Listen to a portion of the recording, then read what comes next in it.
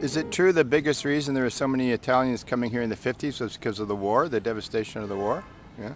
Well, mostly, yeah, because of the lack of work, Lack of work. a lack of infrastructure. Everything was down and until So, it picked up in around the 60s. But that the most immigrant came from 1950 to 1960. so what was it like where you lived during the war? Well, I lived in a small town. It wasn't so bad, but they were. We had the one fountain, and they were in a town of 8,000 people. Were 20,000 refugees from the cities, and we all had to get water from the one fountain. Wow. One fountain. Yeah. Wow. You lined up 24 hours a day. Huh. Yeah. So this is not this condition we lived in it. So you're saying close to where you lived there was a bigger city with an airport? Yeah, it was a big city with an airport with a German Air Force, German base, and that was a deterrent because the American came in and said that they wanted to get rid of some of those planes, and so they, being a war, they took care of not only the plane, but a lot of people died.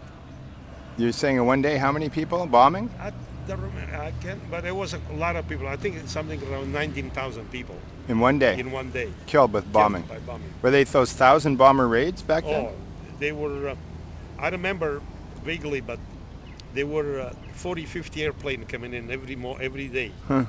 Try to pinpoint where, yeah, Crazy, eh? yeah.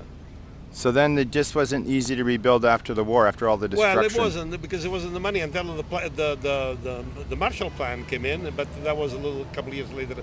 It came in when I was there. I heard about it, but it didn't start to implement it a couple of years later, and then things started to pick up a little bit and got much better. But also because so many the workforce left Italy, so the workforce was shrunk, and they were able to find more work.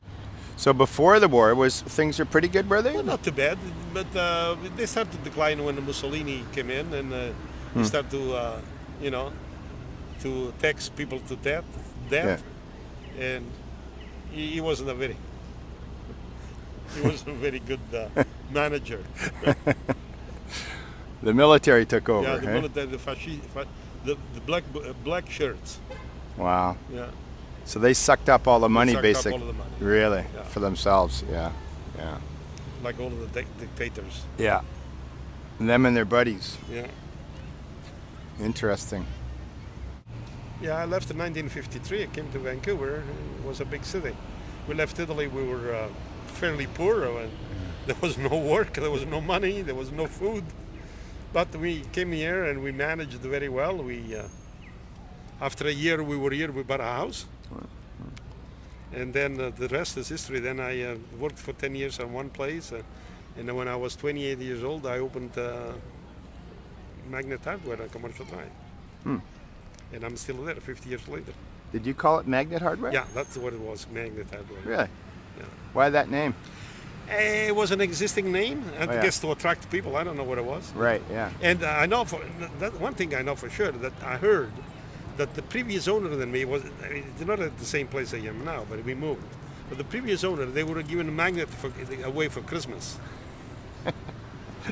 That's why they were given little kids a little magnet for Christmas.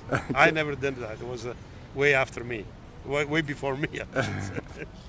And you were saying back then Manitoba Hardware was still Manitoba Hardware the was big the store. biggest store here. Yeah. It was much bigger than ours. It was about twice the size. Then we moved from a smaller location to a bigger location and became a lot bigger than them. And then we took a franchise, the Home Hardware franchise, and that flourished for us. It was just like night and day because all of a sudden we could compete. You were saying you couldn't get television sets before. Well, you can get a television, you can get or a lawnmower. Yeah. Like Woodwards in those days, they were selling a lawnmower for the same price we were paying for. And then all of a sudden we joined a buying group and we kicked the heck out of them. Is that right? Yeah. So finally Woodwards closed. Well, not because of me, but that was one of the reasons, because they all of a sudden Volume buying. No, the whole market changed. Yeah. Everybody started to buy direct. They weren't the only one buying direct, and the market changed. So eventually, that was at the demise of department store. Really, when you think of it. all of them, because they didn't keep up with. I mean, you take for instance even Sears. At one point, they had all of the tools, all of the power tools, all of the business for power tools in Vancouver was all Sears. And then other people came around and they start to buy them at the same place because the marketplace changed. Yeah. And so everybody was able to buy them at the same price, and they were doing a better job than the department store because they specialized in, well, you know, Right. it's like everything else. Market changes all the time. Yeah. So you've seen a lot of changes. Oh, Yeah. for sure. You're A lot for the better. You were saying cement finishing tools. You could. Oh yeah. Well, we developed a demand for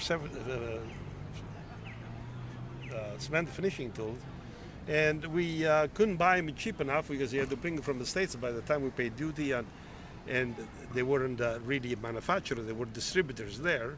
And then home hardware came in, and I was able to buy them direct from the manufacturer. They were shipping direct to us because we were home hardware. The price was much better, so we had a fantastic tool business. But then that changed again because everything became in power tools, and there are very few end tools sold anymore like they used to be. No, we went into something else. We went in kitchenware.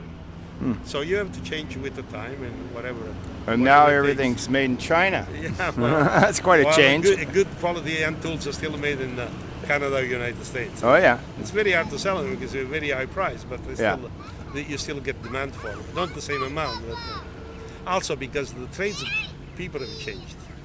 The European people, they were used to that kind of those brand name, and the new people are coming in now. They buy anything that it's cheap. Sure. Sure. Yeah. Well, that's interesting having to constantly adapt to the changing world. Oh, you have to. Yeah. If you don't adapt in retail, you're dead. Like we used to sell 20, 30 lawnmowers, electric lawnmowers a week. Wow. Sometimes. Yeah. Well, you can hardly sell an electric lawnmower anymore because all of the area is becoming high-rise and apartments and Yeah. condominium that they have Sure. their own maintenance and nobody cuts grass anymore. Yeah, that's true. But we still do well with gardening. Yeah. We still have a fantastic garden shop. And we do quite well with it, but not in lawn. That's odd. Of course. Yeah, actually, our garden business, vegetable plants and flowers has doubled in the last 10 years. Yeah. And more people are into it. So even though they put them on the balcony, but they use them. They have use for it. Sure. And everybody seems to like it. But the life has been great in Canada, and It's turned out pretty good, hasn't it? Yeah. And we Well, still I- got people coming here. I could never dream that I would Yeah. do as well as I did. You're saying you worked, installing cabinets for 10 years, eh? Yeah, in schools. Yeah. So you kind of think your life is simple and straightforward, but running a business is a whole different thing, Yeah, eh? but then there's a lot of more opportunities. Yeah. When you work for wage, you take home your paycheck. I mean, That's it. I was well paid, but I was able to save some money to buy myself a business. You did, eh? Yeah. Yeah. Yeah. Did you have partners back then, or? No. You did it all on your own, eh? Wow, good for you. Yeah. Really? So you just had this idea in your head that you could I have. had an idea in my head. I was going to open up one from scratch, and then this little one came for sale, and Yeah. I heard about it, and I inquired about it, and a few people encouraged me to take it, Huh. and I did it. So the whole espresso coffee thing, was that in Italy before you left, or? Yes, it was there. Yeah. Yeah. Yeah. And then Theo Grippo was the first one to Well, sort of. Theo Grip was the first one to roast coffee, but the first cappuccino espresso coffee was Puffy Bar. Really? On the corner of Charles. First Avenue Oh. and Commercial, Oh. where the burritos is. Really? Yeah, that was the first one open. When do you think that was? That was in 1952, 53. Really? And then they opened another one up.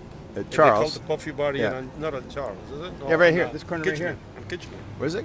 Not Marcello's building. No, but where were they? Well, that was right there. Yeah. That's the Marcello building. Yeah. Kitchener. Really? Yeah. And then all of a sudden, came in. We started to get really big.